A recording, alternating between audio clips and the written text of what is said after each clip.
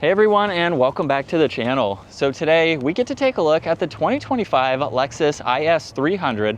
This model is finished off in eminent white pearl, and the MSRP is just over $47,000. So we do have a base model for the 300. You can go with the F-Sport model if you want a few extra goodies. Now this is powered by a 2-liter inline 4-cylinder turbocharged engine. It's paired to an 8-speed automatic. And this pumps out 241 horsepower, 258 pound-feet of torque. It is rear-wheel drive. 0 to 60 is going to be just shy of 7 seconds. It has a top speed of 143 miles an hour. And as far as fuel economy goes, you're looking at 21 in the city and 31 out on the highway. Now, as we work our way to the exterior styling, there's not many changes compared to the previous model. The Lexus logo is also the sensor for up front. There's parking sensors too, lots of cutouts in that grille with the hourglass design, which is finished off in the chrome accent there. There's LEDs for the lighting up front with that thin, dark housing to them, and then some very nice lines that run down the hood. Now for this base model, this also gets a really nice set of multi-spoke wheels, which I think work very nicely with this white.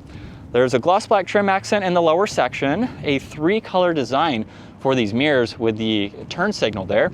There's a sunroof up top, and then some dark chrome accents for the window trim, and very nice lines that run down the side, giving it a nice sporty vibe. In back, there's the backup camera with the dark housing for the lights in the back that run through that trunk. Backup camera, all the sensors, and then the dual exhaust with some plastic for that lower bumper.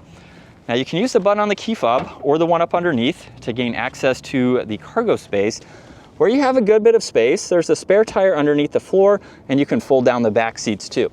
So you have quite a lot of cargo capacity for this smaller sedan. Now, as we work our way to the interior, pretty basic door panel. There's no storage in the lower section. You get a speaker, wood trim surrounding the window control there, and then black leather for these seats.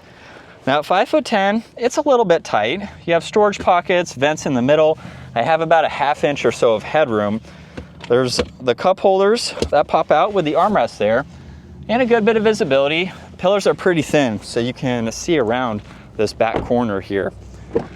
Now up front, memory seating adjustments are new for the 25-year model. There's window controls, side mirror adjustments, and storage down below. And then power operating front seats. Let's start this up where there's the steering wheel finished off in leather, paddle shifters on both sides. Volume tuning, Bluetooth and voice commands are on the left. Right side, cruise control setting, lane keeping assist, distance pacing, and then all the arrows to go through the info in the middle. Now you'll notice the LCD screen is just in the middle, so everything else is fixed to the left and the right. But you can go through a little bit of information here, just depending on what you need to see and get into, which is nice and helpful. Automatic headlights. There's also a sunshade for the rear window, trunk release, dimmer switches. And with the infotainment system, it is a touchscreen system, or you can use the controls down below to further get into all of this information here. So it's pretty basic, but it gives you what you need. You have a split view you can customize too. There's a clock and air vents, all of the climate adjustments with temperature dials, fan speed, where you'd like the air to go. CD players underneath that with power and volume, all of the controls for that. This does get heated and ventilated seats with the heated steering wheel, and you have a few different driving modes. You'll notice those pop up in that middle screen. There's a snow mode, traction control, auto hold, and the backup camera with a few different angles here. All of the guidelines too, which are adjustable. You can shift using the shifter or the paddles. And then there's cup holders, a little bit of storage with plenty of auxiliaries too, and a lot more storage in the glove box. Garage door buttons are up top, touch sensitive dome lights, and controls for the sunroof, as the sunshade is manual adjusting. And then you have a lot of visibility for this smaller sedan. And from sport mode second gear, here we go.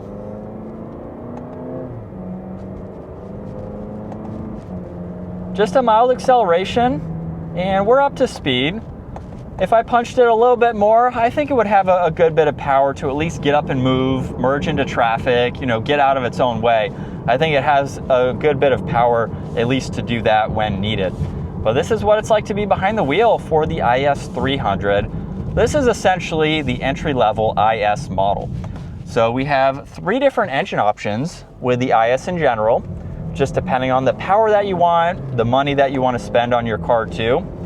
And so if power is not really an issue or a concern for you, you want better MPG, you still want a nice smaller size sedan, this is a great option to go with. We don't have quite as much as far as the gauge cluster not having the same tech as the other two IS trim levels, a little bit smaller screen up top there, but it still gives you everything that you need to drive this every day. So seats are super comfortable too. It is on that smaller side, which makes it a lot more maneuverable too, parking lot situations and things like that. And it's very quiet. So it'll give you the luxury refinements for under $50,000. I think it's a really good option. Now you can go with the F-Sport Model 2, which will bump it up slightly. That's not too much more expensive, so you could be right around $50,000 or so with the F-Sport model. You get a different suspension, power folding side mirrors, a few other cosmetic differences really. But overall, it's a really nice vehicle to drive. And in terms of maneuverability, I am pretty impressed with how tight the turning radius is for the IS models in general. So we have a pretty tight lock here to quickly turn around. And then as we merge back into traffic, just in the normal mode, we can get right up to speed. So that is going to wrap it up for the 2025 Lexus IS300. Once again, a huge shout out to Hendrick Lexus Northlake for providing this sedan for me today.